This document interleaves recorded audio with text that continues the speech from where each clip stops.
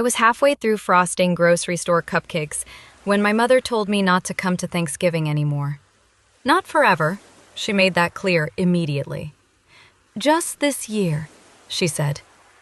Your sister needs things calm. Like I was weather.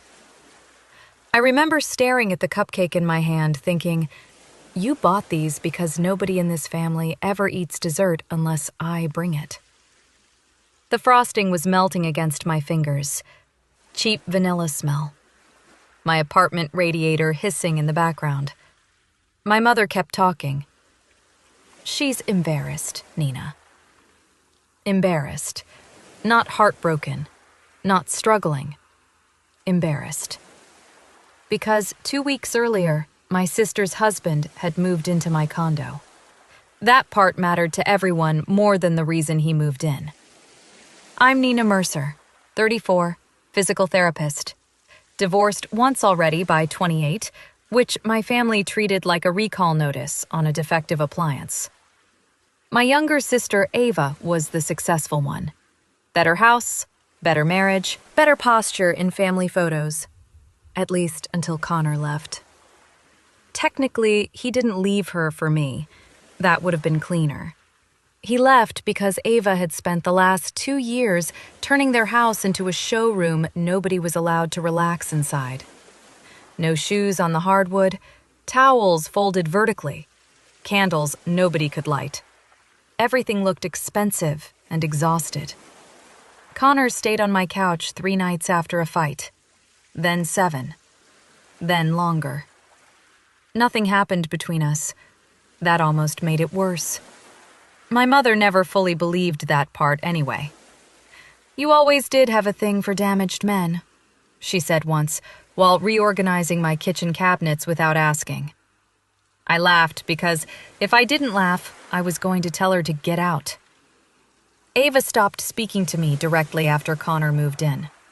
She communicated through our parents like a regional manager filing complaints with corporate. Dad called me one Tuesday while I was driving home from work. Maybe give her some space for a while. She blocked me. Well, yes. Space. Dad. Long pause. You know how emotional she gets.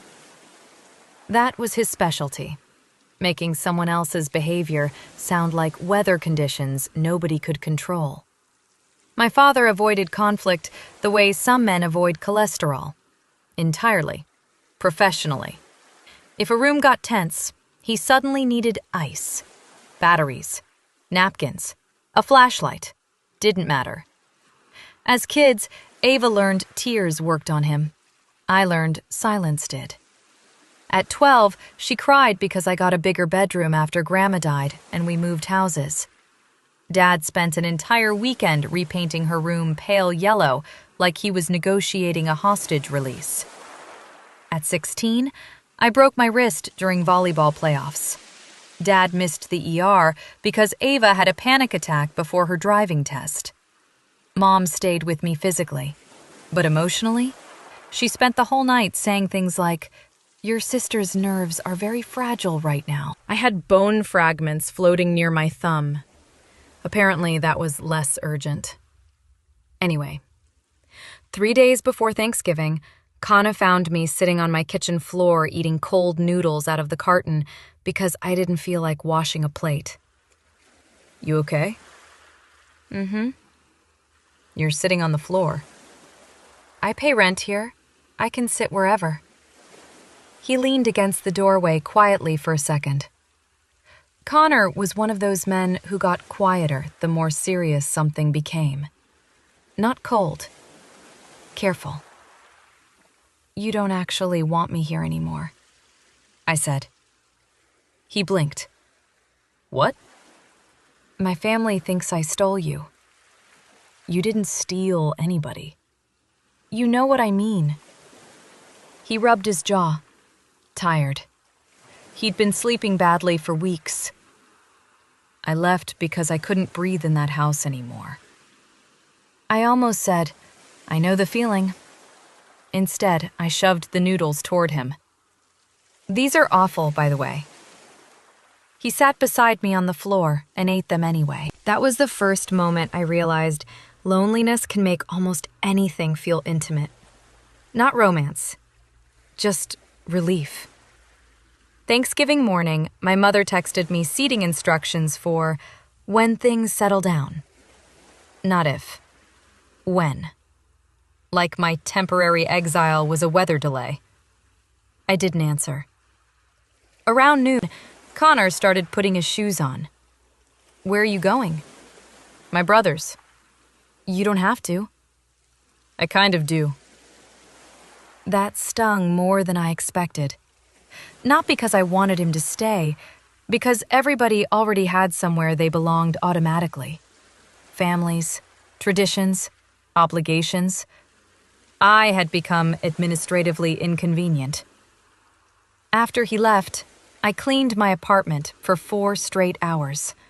Not normal cleaning, stress cleaning. I scrubbed inside the microwave, organized receipts, rewashed already clean mugs because suddenly hard water spots felt personally offensive. Around 4, my Aunt Denise called. You alone? Yep. That's ridiculous. I shrugged, even though she couldn't see it. Denise lowered her voice immediately. Family instinct. Your mother says Ava's barely holding it together. Funny. I'm doing great. Oh, honey. That almost broke me. Not the words, the tone. People only use that tone when they've already decided you're the sad one. After we hung up, I stood at the sink, staring out the window, while somebody in another building burned garlic. The smell drifted through the vent. That's what I remember most from that Thanksgiving. Burned garlic and radiator heat. Not heartbreak. Just humiliation so ordinary, it became physical. Connor came back around 9 carrying pie in a foil tin. My brother's wife made 2. I looked at the pie, then at him. You don't have to keep pity-feeding me. His expression changed instantly. Not angry exactly. Hurt. I wasn't pity-feeding you. Sorry. No, you're not. Fair enough. He set the pie down harder than necessary. For maybe 30 seconds, we just existed in the apartment, making each other uncomfortable. Then he laughed once under his breath. What? You know what's weird? What? I think your family scares you more than my divorce. That landed too cleanly. I opened the fridge just to avoid looking at him. You should probably find another place soon, I said. Silence. Then, do you want me to? I hated that question because I genuinely didn't know. That was the real thing nobody in my family would have understood. It wasn't some secret affair. It was 2 exhausted people hiding from different kinds of failure in the same apartment. December got uglier. Ava started posting aggressively cheerful photos online, matching pajamas with the kids, wine nights, captions about protecting your peace. My mother liked every single one within minutes. Dad called me twice accidentally while trying to call Ava. Both times, he hung up fast. One night, Connor found me sitting in my car outside my parents' house after work. You planning a robbery? I was nearby. You've been parked here 20 minutes. I looked at the house. Same fake wreath Mom reused every year because real ones shed. They're eating dinner, I said. So? So nothing. He followed my eyes toward the dining room window. You want to go in? No. You want to leave? Also no. He nodded slowly, like that somehow made complete sense. Then he climbed out of his truck, walked around, and got into my car instead. We sat there together in silence, watching my family move around inside that bright yellow kitchen. At one point, Dad laughed at something. Full head back laugh. I realized I hadn't heard him laugh around me in years. Not really. Connor finally said, "You know what your problem is?" "Oh, good." "You keep showing up emotionally for people who downgraded you to seasonal." I stared straight ahead. Because the worst part was how instantly I knew he was right. Christmas was worse. Mom invited me officially this time, which somehow felt meaner. Ava was ready to move forward. Very generous of her. I almost didn't go. Then I did what I always do. Convinced myself maybe this time would feel different. It didn't. The second I walked in, conversation shifted texture. Not silence exactly. Adjustment. Ava hugged me like a politician visiting a hospital. Connor wasn't there, obviously. Dad kept talking to me about neutral things. Traffic, snow, a loose gutter. Mom overperformed warmth so aggressively, it felt hostile. Then came dessert. Ava had made tiramisu from scratch. She announced this 3 separate times. Mom took one bite and actually closed her eyes. "Oh my God, Nina, taste this." There it was, that old reflex. Compare us, rank us, package one daughter's success directly into the other daughter's mouth. Something in me finally got tired. Not angry, tired. I put my fork down. "You know what's funny?" I said. Nobody answered. I spent like 15 years thinking if I stayed calm long enough, eventually everybody else would. Dad immediately looked at the table. Ava crossed her arms. Mom gave that tight little smile she uses before disaster. "Nina, no, it's okay, seriously. I get it now." My voice shook halfway through that sentence, and I hated that.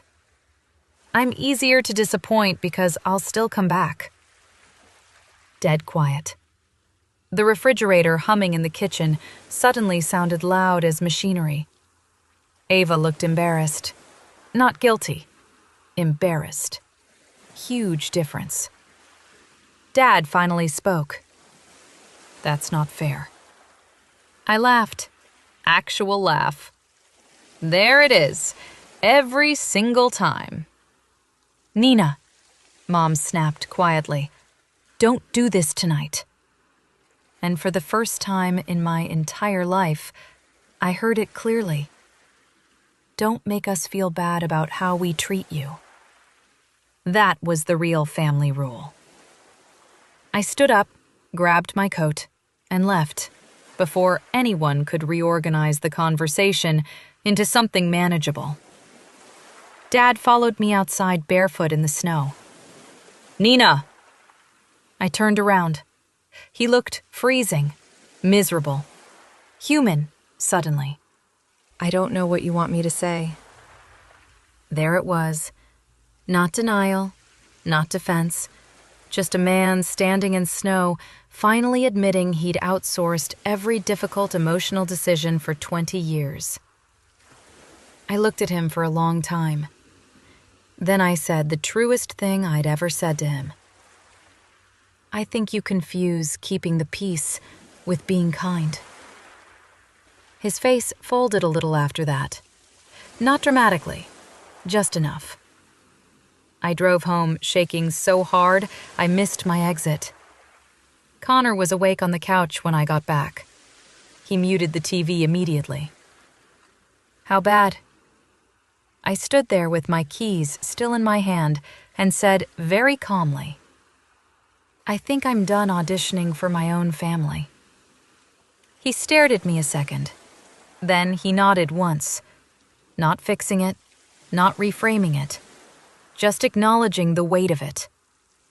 And weirdly, that helped more than anything anybody had said all year. 3 months later, Connor moved into his own place across town. We never dated. People always seemed disappointed by that part. But that's the truth. Some relationships aren't romances. They're evacuation routes. Ava and I still speak occasionally, mostly birthdays, logistics, careful weather report conversations. Mom acts like none of it happened. Dad tries now, in awkward little ways. Last month, he mailed me a newspaper clipping about a physical therapy program expanding at the children's hospital where I work. No note, just the clipping. For him, that was practically a confession of love. I put it on my fridge anyway.